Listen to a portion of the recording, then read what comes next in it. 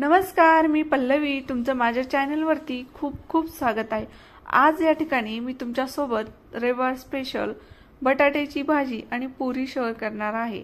त्याचबरोबर जीरा राईस पण। आज संडे म्हटलं की मुलांना काहीतरी नवीन खावंसं वाटतं। मग अशा प्रकारे परफेक्ट पुरी आणि बटाट्याची दाटसर घट्ट भाजी बनवून मुलांना द्या, मुलं खूप आवडीने खातील। आता पुऱ्यात तेलकट होऊ नये आणि छान गोल्डन ब्राऊन कशा तळायच्या, परफेक्ट पुरी कशी बनवायची हे तुम्हाला सांगणार आहे। त्याचबरोबर आचारांप्रमाणे घट्ट दाटसर लग्नामध्ये कार्यक्रमामध्ये तुम्ही बाहेर भाजी खातात तशी भाजी कशी बनवायची परफेक्ट ते शेअर करणार आहे। मग व्हिडिओला थोडं पण स्किप न करता नक्की शेवटपर्यंत पहा, म्हणजे व्हिडिओ संपूर्ण पाहिल्यानंतरच तुम्हाला ही रेसिपी लक्षात येईल। चला मग आपण तुमचा वेळ न घेता लगेचच रेसिपीला सुरुवात करूयात। त्या अगोदर तुम्ही जर माझ्या चॅनलवरती नवीन असाल तर पटकन चॅनलला सबस्क्राइब करा, लाईक करा, बेलवरती प्रेस करा, म्हणजे तुम्हाला असेच नवनवीन व्हिडिओज पाहायला भेटतील। मग चला, भाजीसाठी मी घेतलेले तिथे 2-3 बटाटे आणि हे वटाणे आहेत, मी सकाळी भिजत घातलेले होते। आता हे दिवसभर भिजले की छान भिजले जातात। हाताने एकदा नखाच्या साहाय्याने टोकरून पाहायचे भिजलेत का, तर मी तुम्हाला दाखवले वटाणे छान भिजलेले आहेत। आता इथे वटाणे भिजलेलेच तुम्हाला वापरावे लागतील, डायरेक्ट वटाणे वापरता येत नाहीत कारण ते शिजल्या जात नाहीत, म्हणून भिजून घ्यायचेत। आता सर्वप्रथम मी बटाट्याचे साल काढून घेतलेले आहेत, म्हणजे बटाटे चिरून घेतलेले आहेत। त्यानंतर तुमच्या आवडीनुसार तुम्ही त्याच्या फोडी बनवून घ्या। आता फोडी बनवून घेतलेल्या आहेत मी। आता एकदा हे बटाटे फोडी जे आहेत ते एकदा स्वच्छ पाण्याने धुवून घ्यायचा, म्हणजे काय होतं त्याचा जो एक्स्ट्राचा स्टार्च असतो तो निघून जातो। त्यानंतर अजून थोडंसं पाणी घातले। आता बटाटे आणि वटाणे सोबतच आपल्याला उकडायचे आहेत। आता वटाणे भाजी बनवता वेळेस घातले तर ते थोडेसे कच्चे राहतील, म्हणून बटाट्यासोबत हे एकदा उकळून घ्यायचे। आता याला कुकरला न लावता पातेल्यात डायरेक्ट फक्त 7 ते 8 मिनिटं बटाटे उकळी आल्यानंतर कमी गॅसवर उकळून घ्यायचे। फक्त 7 ते 8 मिनिटांमध्ये बटाटे तुमचे छान तयार झालेले असतील शिजून। जास्त बटाटे शिजून घ्यायचे नाहीत, आपलं नख बुडेल इतपतच बटाटा आपल्याला शिजवायचे। तुम्ही जर इथेच बटाटे जास्त शिजवले तर भाजीमध्ये जास्त बटाट्यांचा गर्दा होतो, म्हणून परफेक्ट आपल्याला आचारांप्रमाणे भाजी बनवायची असेल तर या सर्व टिप्स तुम्ही लक्षात ठेवायच्या। चला मग, भाजी बनवण्यासाठी कोथिंबीर, कांदा, कढीपत्ता आणि एक टोमॅटो घेतलाय। आता अख्खा टोमॅटो घालणार नाही मी, पण अर्धा घालणार आहे। आता इथे टोमॅटो घेणं हे ऑप्शनल आहे, तुम्हाला आवडत असेल तर घ्या, पण काय होतं टोमॅटोनं थोडीशी आंबूस भाजी लागते आणि चवीला खूप छान लागते, म्हणून मी इथे थोडंसं टोमॅटो घालत असते। तुम्ही नाही घातलं तरीही चालतं।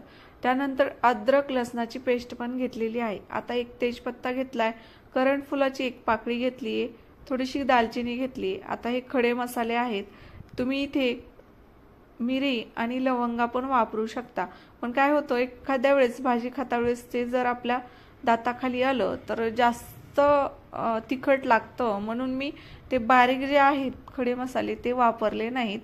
तुम्हाला जर वापरायचे असेल तर तुम्ही वापरू शकता। आणि आचारी लोक काय करतात त्याची पावडर बनवून घालतात, तुम्ही तशी पावडर बनवून ठेवलेली असेल तर पावडर घातली तरीही चालतं।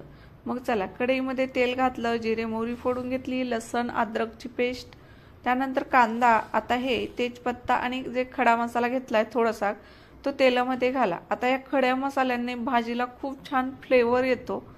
आता त्यानंतर कांदा सॉफ्ट झाला की कढीपत्ता, हळद घातलेली आहे सर्वप्रथम, त्यानंतर काश्मीरी लाल तिखट घालायचे, किंवा मग तुमच्याकडे जास्त लाल कलरचं जे तिखट असेल ते घाला। आता हा सुहानाचा मीठ मसाला आहे, म्हणजे मटन मसाला। हा मसाला एवढा भाजीला भारी लागतो ना, तुम्ही जर एकदा वापरला तर तुम्ही रोजच्या भाज्यांना हाच मसाला वापरणार, दुसरा मसाला घरामध्ये आणणार नाही, एवढा भारी तो मसाला लागतो। काहींना जे नॉनव्हेज खातात त्यांना अनुभव पण असेल, तो मसाला खूप भारी लागतो। तर मग आता मसाले तळले की त्यामध्ये घालायचे बटाट्याच्या फोडी आणि टोमॅटो नंतर घालायचे। बटाटा घातल्यानंतर आता फोडणीमध्ये टोमॅटो घालायचं नाही, ते जास्त गाळ होतं, अख्ख्या फोडी राहिल्या पाहिजे टोमॅटोचा, तेव्हाच भाजी दिसायला पण छान दिसते आणि खायला पण छान लागते। मग चला, आता बटाट्याच्या फोडी घातल्या, मी कुट्टा घातलेला आहे। आता पाणी तुम्हाला तुमच्या आवडीनुसार घालायचंय, तुम्हाला किती रस्सा बनवायचा आहे त्यानुसार पाणी घालायचंय। आता मी जास्त पातळ भाजी बनवलेली नाही, कारण मला पुरी बरोबर जास्त पातळ भाजी आवडत नाही रश्श्याची, म्हणून मी अगदी मोजकं पाणी घातले। बटाट्याचा जास्त घट्ट रस्सा व्हावा असं पाणी घालायचं। त्यानंतर आता झाकण ठेवून छान भाजीला उकळी आणायची आणि कमी गॅसवर मस्त 10 ते 5 मिनिटं भाजी शिजवायची। तिकडे भाजी शिजत आहे तोपर्यंत आपण इकडे पुऱ्यांचं पीठ मळून घेऊ। तर अर्धी वाटी बेसन पीठ घेतलेलं आहे, त्यानंतर 1 वाटी मी गव्हाचं पीठ घेतले। तर याच्यामध्ये आता चवीपुरतं मीठ घालायचंय आणि थोडं थोडं पाणी घालून हे पीठ मळून घ्यायचंय। आता इथे बरेच जण म्हणत असाल की बेसन पीठ, तर बेसन पिठानं काय होतं, थोडीशी पुरी जी आहे ती थोडीशी कुरकुरी व्हायला मदत होते, म्हणून मी ते बेसन पिठाचा वापर करते। तुम्ही नाही घातलं तरी चालतं, पण बेसन पीठ नाही घातलं की पुरी जास्त मऊ होते आणि काही वेळानंतर तर ती तेलकटही दिसते आणि जास्त सॉफ्ट पडते, म्हणून मी इथे बेसन पीठ घातलेलं आहे। आता पीठ अगदी घट्ट दाटसर मळून घ्यायचंय। या ठिकाणी आता पुऱ्यांचं पीठ मळून झालेलं आहे आणि इकडे भाजी पण आपली शिजत आलेली आहे। तर एकदा चेक करून पाहते भाजी शिजली आहे की नाही। तर हे पहा, अगदी थोडीशी भाजी शिजायची राहिली आहे, अशी वाफेवरती झाकून ठेवली तरीही ती शिजल, पण मी अगदी 2 मिनिटं परत गॅस चालू ठेवला आणि भाजी छान शिजून घेतली। आता भाजी शिजलेली आहे। मस्त जिरा राईस आपल्याला इथे बनवायचा खडा मसाल्यांचा। तर तेल घालायचे, खडे मसाले घालायचे। आता खडे मसाले तेजपत्ता घ्यायचा आहे 2-3, 1-2 लवंगा, मिरे घ्यायचे आहेत, त्यानंतर दालचिनीचा तुकडा घेतला तर करणफुलाचा 1 तुकडा घ्यायचा आहे आणि मसाले जे खडे आहेत ते अगदी तेलामध्ये थोडेसे तळून घ्यायचे। त्यानंतर जिरे घालायचे, जिरे घातले की लगेच पाणी घालायचे।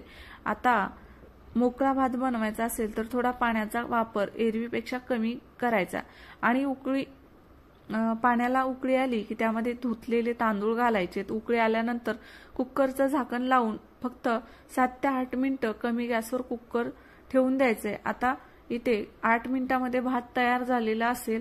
आता इकडे भात पण तयार झालेला आहे, मग पुऱ्याचं पीठ पण छान भिजलेलं असेल। 10 ते 15 मिनिटं रेस्ट करायला ठेवायचं आणि नंतर पुऱ्या बनवायला घ्यायचं। लगेच घेतलं तरीही चालतं, पण थोडंसं रेस्ट केल्यामुळे पुऱ्या लाटायला सोप्या जातात।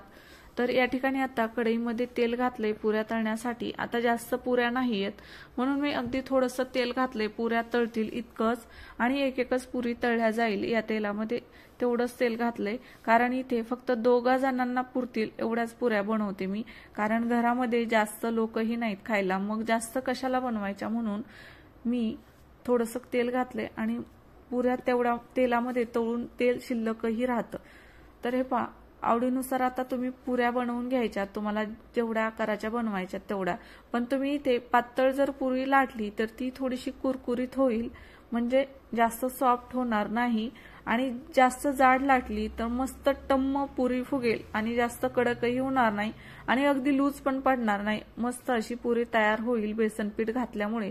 तर आता पुरी तळण्याची परफेक्ट आयडिया तुम्हाला सांगते। आता पुरी एकदा तेलामध्ये घातली कडकडीत की ती एका साइडने एकच वेळच तळायची, परत तळलेल्या साइडने पुरी पलटून घ्यायची नाही। आता तुम्ही जर पलटून घेतली आणि परत त्याच साइडने तळली तर पुरी तेलकट होऊ शकते, म्हणून काय करायचं, पुरी अशी घातली की पहिली जी साइड आहे ती अगदी छान लाल रंग येईपर्यंत तळायची। आता थोडासा लाल रंग आला पुरीला की पुरी खायला चवदार लागते आणि खमंग लागते, म्हणून असा कलर येईपर्यंत पुरी तळायची। आता मी पहिली तळली आहे, पण ती पूर्णपणे तळली नाही आणि दुसऱ्या अंगावर टाकली की ती तेलकट होते, म्हणून एका साइडने एकच वेळेस पुरी तळायची, म्हणजे पुरी ही तेलकट होणार नाही। एकदा अशा प्रकारे पुऱ्या ट्राय करा, तुम्हाला खूप आवडतील आणि पुऱ्या पण खायला खूप चवदार लागतात। तर या टिप्स तुम्हाला कोणीही सांगणार नाही आणि ही परफेक्ट रेसिपी आहे पुऱ्यांची।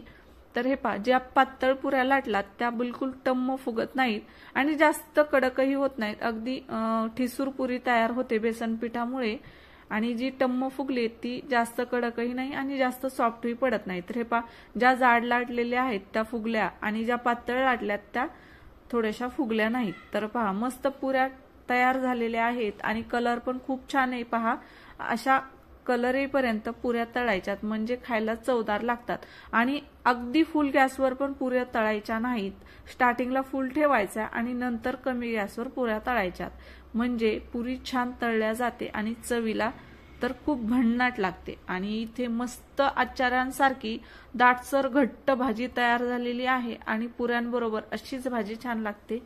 तर ह्या पुऱ्या पण सर्व करायच्यात. भाजी आणि जिरा राईस तर तयार झालेलाच आहे.